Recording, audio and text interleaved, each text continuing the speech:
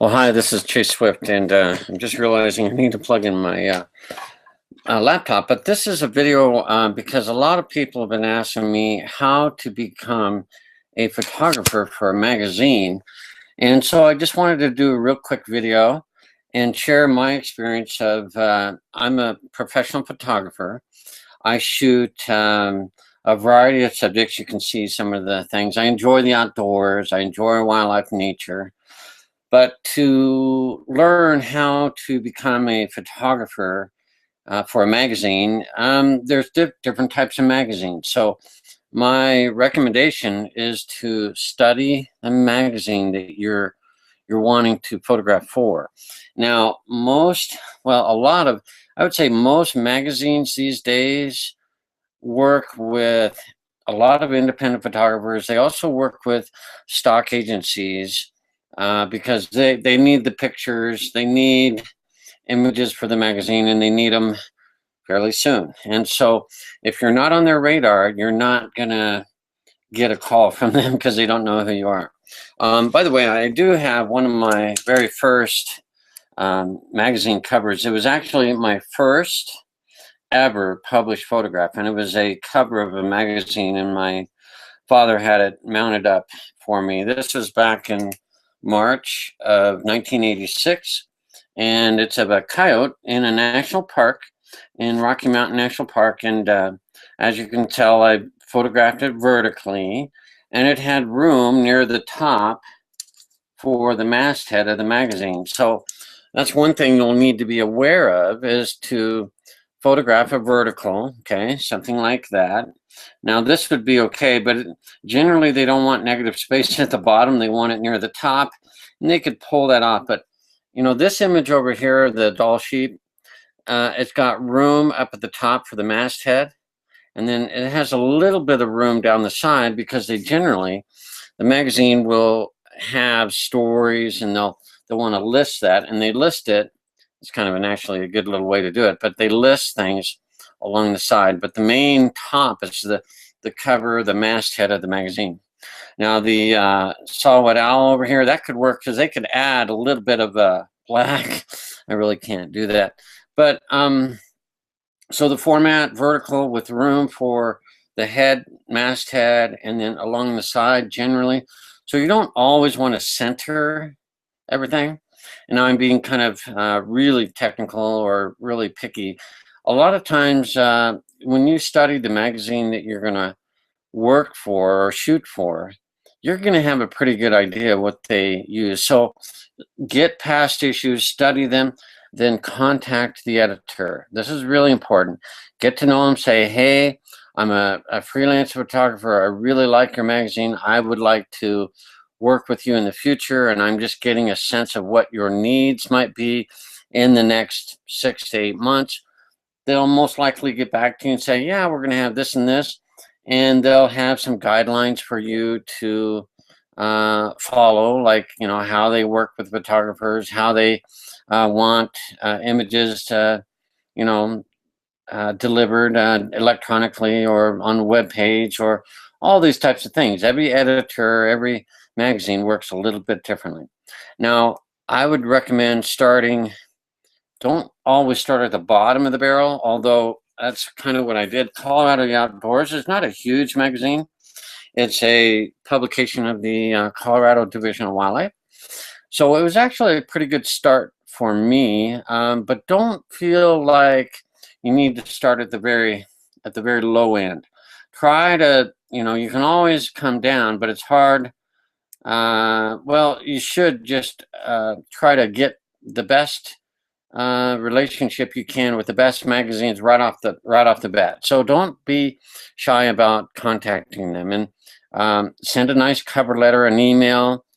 Don't ask a ton of questions. You want to develop a relationship. Just say, hey, I'm a photographer, and I specialize in such and such, and I would like to know the requirements for submitting imagery to your magazine. I would like to be one of your regular contributors, or I would be able to provide, or would like to provide certain images for you based on your needs.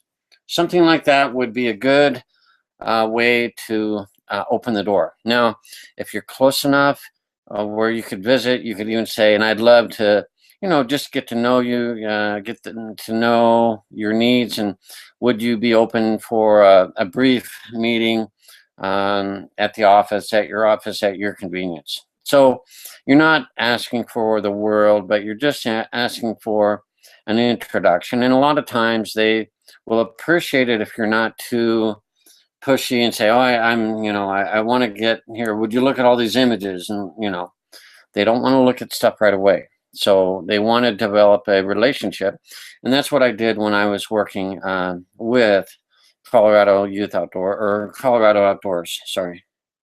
So I'm gonna do some more videos around these types of topics.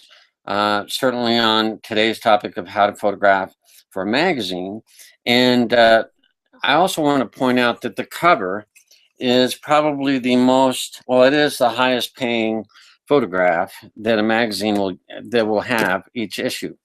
The photographs inside the magazine are going to be less, and there's rates and there's variance. It depends,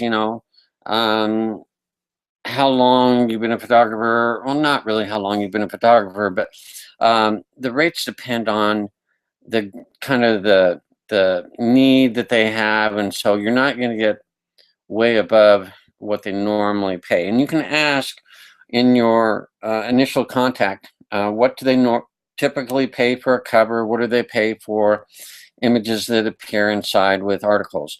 Now, sometimes authors provide their own images, which is a way to get your images in the magazine, is if you can either write an article or pair with someone who does writing well.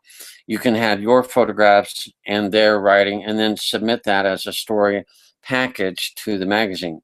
Sometimes magazines don't want that. Sometimes they do. So it's kind of dependent on the magazine. So anyway, those are just some real basic outline steps. And if you have further questions, you can type the question in the comments down below, and I'd be glad to answer those. I also want to address something here. While you're working or trying to work for a magazine, it takes time. Plus, you have the expensive equipment, the expensive travel. You have, as a photographer, trust me, I know, you have a lot of expenses. So I would also recommend that you look into something I'm going to suggest, and that's working online and creating kind of a secondary income stream to pay for the equipment, to pay for some travel, or at least recoup the cost you have, because it's quite expensive hobby or profession, and you don't just normally just burst on the scene and get paid a lot of money. So especially if you photograph wildlife and nature, it's a very competitive market. So I have some information on a link down below where you can learn what I'm doing. Now, I'm working with verifiable, trustworthy millionaires that have perfected the art of making money online, and I'm doing what they're recommending, and it's working well, and my income is growing and growing online, so that I have the money to travel more, get better equipment, and then it becomes more, it's not so urgent that you sell your images. It's more of a, oh yeah, you can use my images and you can pay me for this, but it's not like, oh my gosh, I'm desperate. I can't afford to do this anymore. So my recommendation is learn how to make some extra money online. I have some information on a link. What you'll be taken to is a capture form where I can send you the best information I have via email, right to your email address. So put in your name and email. I'll send it to you. There's no obligation. I'm a good guy. And you'll get to meet with me and connect with me, and we can even discuss more in that area. But trust me, I know the equipment, the travel, the time, and it just takes a long time to get established. Even though my first image was published, was a cover, most of the time you don't get so lucky. So anyway, thanks for watching. If you want to know more about ways to making money online, in addition to what you're wanting to do in photography, click the link below. And if you have any questions, for sure, type a question in there and I'll respond to that right away. Thanks for watching. Have a great day. Bye for now.